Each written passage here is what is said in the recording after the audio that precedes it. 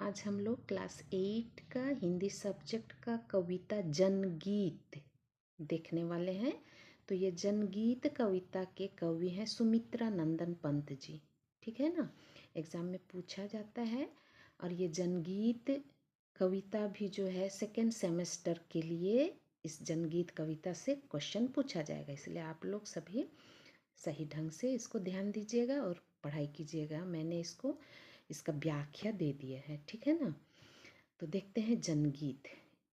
पहला पद है कविता का, जीवन में फिर नया विहान हो, एक प्राण एक कंठ गान हो, बीत अब रही विषाद की निशा, दिखने लगी प्रयाण की दिशा, गगन चुमता अभय निशान हो।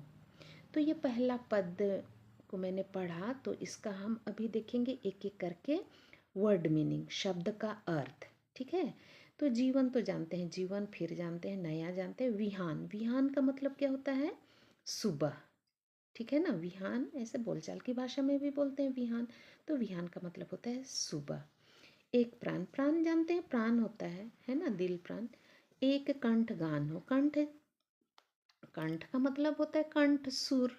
ठीक है ना, गाना उना गाते हैं तो कंठ से गाते हैं, है ना, सुर मिला के, तो वही है कंठ सुर। ठीक है, और अगला है बीत अब रही विषाद की निशा। निशा मीन्स होता है रात, विषाद मीन्स होता है दुख। ठीक है, निशा का अर्थ होता है रात। अगला है दिखने लगी प्रयाण की दिशा। प्रयाण का मतलब होता है गति। और गगन चूमता अभय निशान हो, गगन मीन्स अंबर, आकाश। ठीक है, तो अभय का मतलब होता है निडर। ठीक है, तो देखते हैं हम इसका व्याख्या, इस पद का हम व्याख्या। तो इस पद में सुमित्रा नंदन पंत जी क्या कहना चाहते हैं, ठीक है। तो हम देखेंगे इस पहला पद का व्याख्या। तो मैंने पहला पद का फर्स्ट शब्द और लास्ट शब्द, जीवन में फिर नया विहान हो, डॉट डॉट कर दिया है, और लास्ट शब्द जो है निशान हो। ठीक है ना, तो व्याख्या में देखेंगे, उपर्युक्त पद हमारे पाठ्य पुस्तक के जनगीत कविता से लिया गया है। हम लोग जनगीत कविता के बारे चर्चा कर रहे हैं, ठीक है ना। तो ये पद जो है हमारे पाठ्य पुस्तक, इसी तरह से आप लोग व्याख्या में आंसर में बताइएगा। ठीक है, उपयुक्त पद हमारे पाठ्य पुस्तक के जनगीत कविता से लिया गया है। इसके कवि सुमित्रा नंदन पंत जी हैं। ठीक है, इस पद के अनुसार कवि हमारे भारतीय लोगों को बताने सिखाने की कोशिश की है कि अब हम अंग्रेज़ों की गुलामी से क्या हो चुके हैं, आज़ाद हो चुके हैं।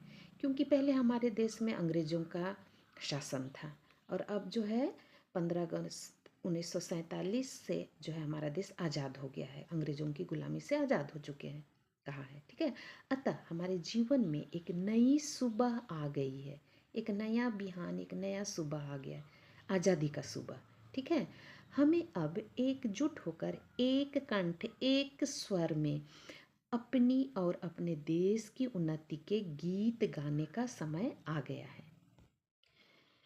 तो कहा जा रहा है कि अब जो है हम लोग आज़ाद हो गए हैं, तो हमें जो है एकजुट होकर के भारतवासियों को एक स्वर एक कंठ में अपनी और अपने देश की उन्नति के लिए, है ना, गीत गाने का समय आ गया है। अब हमारे जीवन में दुख कष्टों की अंधेरी रात जो है बीत रही है ना। निशा मैंने ऊपर में बताया है, निशा का अर्थ होता है रात, है ना। तो दुख और कष्ट, गुलामी वाला दुख कष्ट का अंधेरी रात जो है बीत रही है, बीत गई है। हमें आगे बढ़कर अपने लक्ष्य को प्राप्त करने की दिशा भी दिखाई दे रही है, क्योंकि हम अब आज़ाद हैं, कोई रुकावट नहीं है। ठीक है ना, हम किसी के गुलाम में रहते हैं तभी रुकावट पैदा होता है, लेकिन अब हम जो है आज़ाद हो गए हैं अंग्रेज़ों से, तो जो है हम अभी एकदम उन्मुक्त गगन में उड़ने वाले चिड़ियों की तरह हो गए हैं। ठीक है ना, तो हम जो है अपने जीवन में जो हासिल करना चाहते हैं, आगे बढ़कर हम अपना जो लक्ष्य है उसको प्राप्त करने की दिशा भी हमको दिखाई दे रही है। मतलब हम लोग अपना लक्ष्य प्राप्त कर सकते हैं, अभी कोई गुलामी, कोई रुकावट नहीं है। ठीक है, अतः हमें एकजुट होकर एकता के दम पर निडर होकर अभी कोई रुकावट वाला अंग्रेज लोग नहीं है, है ना। निडर होकर गगनचुंबी उन्नति कर रहे हैं, करना है। कहने का तात्पर्य है कि हमारे जीवन के दुख कष्ट दूर होकर, भेदभाव दूर करके, एकजुट होकर के अपना और अपने देश की उन्नति करने का समय आ गया है। ठीक है, अब देखेंगे जनगीत कविता का सेकंड पद। ठीक है, हम विभिन्न हो गए विनाश में, हम अभिन्न हो रहे विकास में, एक श्रेय प्रेम अब समान हो, शुद्ध स्वार्थ काम नींद से जग, लोक कर्म में महान सब लगे, रक्त में उफान हो उठान हो। ठीक है, तो ये सेकंड पद है। हम देखते हैं इसका एक, तो ये सेकंड पद का हम लोग शब्दार्थ देखेंगे। विभिन्न का मतलब जानते हैं अलग अलग, है ना। अभिन्न का मतलब अभिन्न, एकजुट। श्रेय का मतलब है योगदान। कर्म का अर्थ है कार्य। रक्त का अर्थ है खून। तो सेकंड पद का हम व्याख्या देखते हैं। मैं शुरू शब्द और लास्ट शब्द को मैंने लिखा है यहाँ पे, जैसे हम विभिन्न डॉट डॉट करके उठान हो। देखते हैं इसका व्याख्या। ठीक है, उपर्युक्त पद यानी ऊपर वाला जो पद है सेकंड पद, हमारे पाठ्य पुस्तक जनगीत कविता से लिया गया है और इस पद के कवि सुमित्रा नंदन पंत हैं। ठीक है, कविता के माध्यम से कवि हमें याद दिलाते हैं कि हम अंग्रेज़ों की गुलामी के समय सब अलग अलग होकर विनाश के मुंह तक पहुंच गए थे, है ना। हम अकेले अकेले कुछ नहीं कर पा रहे थे। ठीक है, अर्थात हमारा एक तरह से पतन हो गया था। ठीक है, अंग्रेज़ों की गुलामी में जब थे हम लोग अलग अलग, मतलब एकजुट नहीं हो पाते थे, है ना। और इस तरह से हमारा एक तरह से पतन हो गया था। लेकिन आज फिर से हम एकजुट होकर के विकास उन्नति के रास्ते पर आगे बढ़ रहे हैं, क्योंकि अभी कोई अंग्रेज नहीं है, कोई गुलामी नहीं है। हम लोग फ्री होकर के हम अपने उन्नति का रास्ता में आगे बढ़ सकते हैं। ठीक है, हमें यह भी सोचना है कि हमारे एकजुट रहने से, आपस में समान रहने से, प्यार के द्वारा जो हमारा अभी विकास हुआ है, इसका श्रेय, इसका नाम जाता है हम सभी को जाता है। हमारा जो उन्नति हुआ है, हम जो आगे बढ़ रहे हैं, उसका श्रेय हम सभी को जाता है, किसी अकेले का नहीं। हम एकजुट होकर के अपने देश को आगे बढ़ा रहे हैं, है ना। इसलिए इसके हकदार हम लोग स्वयं हैं, सभी हैं देशवासी। और इस पद के द्वारा हमें कहना चाहते हैं पंत जी कि अब हमें नींद, घृणा, लोभ, स्वार्थ से स्वयं को मुक्त करके सभी के जीवन स्तर को सुधारने का प्रयास करना चाहिए। और इसके लिए हमें अपने खून में देश सेवा, जन सेवा की भावना भरकर आगे उन्नति के रास्ते में बढ़ना चाहिए। जैसे अभी लेटेस्ट में जो भी घटना घट रही है हमारे देश में, जग जाहिर है ना।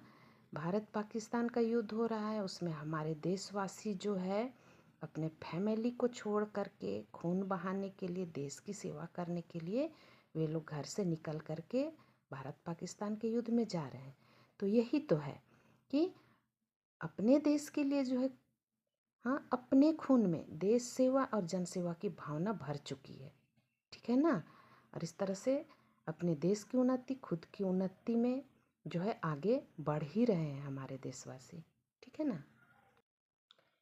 अब हम लोग देखते हैं जनगीत कविता का तीसरा पद। ठीक है ना। शोषित कोई नहीं ना जन रहे, पीड़न अन्याय अब ना सन रहे, जीवन शिल्पी प्रथम प्रधान हो, मुक्त व्यथित संगठित समाज हो, गुण ही जन मन कीरट ताज हो, नव युग का अब नया विधान हो। तो देखेंगे हम लोग इसका शब्द अर्थ, उसके बाद व्याख्या देखते हैं। ठीक है, एक एक करके हम शब्द अर्थ देखते हैं। तो शोषित, शोषित का अर्थ है अत्याचार सहने वाला। जन मीन्स मनुष्य होता है। पीड़न का अर्थ होता है पीड़ा, कष्ट, है ना। ताज का अर्थ होता है मुकुट, और विधान का अर्थ होता है नियम या कानून। ठीक है, तो देखते हैं थर्ड चैप्टर का व्याख्या। मैंने फर्स्ट वर्ड लिखा है शोषित, डॉट डॉट, लास्ट वर्ड विधानो। उपर्युक्त पंक्ति हमारे पाठ्य पुस्तक हिंदी सब्जेक्ट का विषय के जनगीत कविता से लिया गया है। कवि सुमित्रा नंदन पंत जी हैं। ठीक है, इस कविता पद के द्वारा कवि समाज और संसार में फैले सभी तरह के शोषण अत्याचार के विरोधी हैं। कवि लोगों से कहना चाहते हैं कि अब देश हमारा जो है आज़ाद है, अंग्रेज़ों की गुलामी से आज़ाद हो चुका है, हम लोग फ्री हो गए हैं। कोई भी मनुष्य किसी के अत्याचार या उत्पीड़न को ना सहे।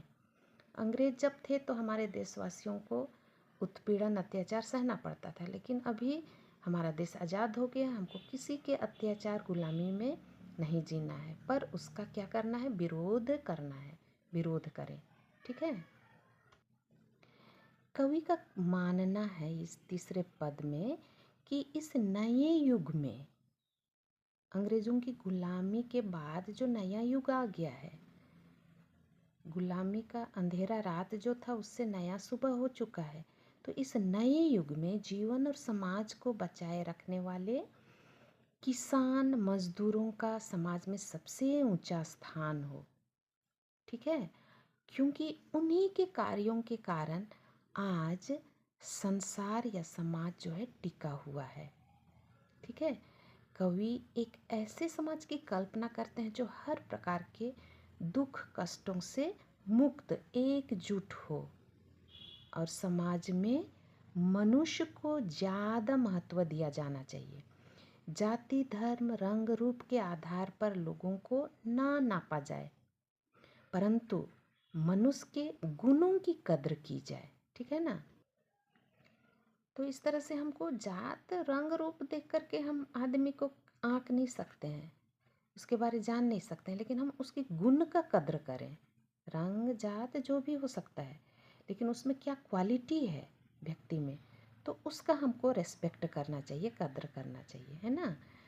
इस गुलाम आज़ाद हमारे देश में नए युग में सब नियम कानून कैसा हो, नए हों, मनुष्य की इच्छा अनुसार देश में कानून नियम हो, और जिससे पालन करने में मनुष्य को कष्ट ना हो। तो इस तरह का हमको नियम कानून हमारे देश में होना चाहिए। हर आदमी जो है वो नियम कानून को मान सकता है। ऐसा नहीं कि अंग्रेज़ों के ज़माने में कुछ क्षेत्रों में केवल ऊंचे जात के लोगों को अवसर दिया जाता था, नीच वर्ग के लोगों को अवसर नहीं दिया जाता था। जैसे स्कूल में ही नीच वर्ग के लोगों को स्कूल क्लास में जो है घुसने मना था, दरवाजे के पास बैठ कर के उनको पढ़ना लिखना था। उनका यही गुनाह था कि वो नीच जात के होते थे, और उच्च वर्ग के लोग उच्च जात होने के चलते उनको क्लास के अंदर रहना पड़ता था। तो ऐसा कोई ऊंच नीच भेद भावना वाला समाज नहीं होना चाहिए। यही सुमित्रा नंदन पंत जी का कहना है तीसरे पद के अनुसार।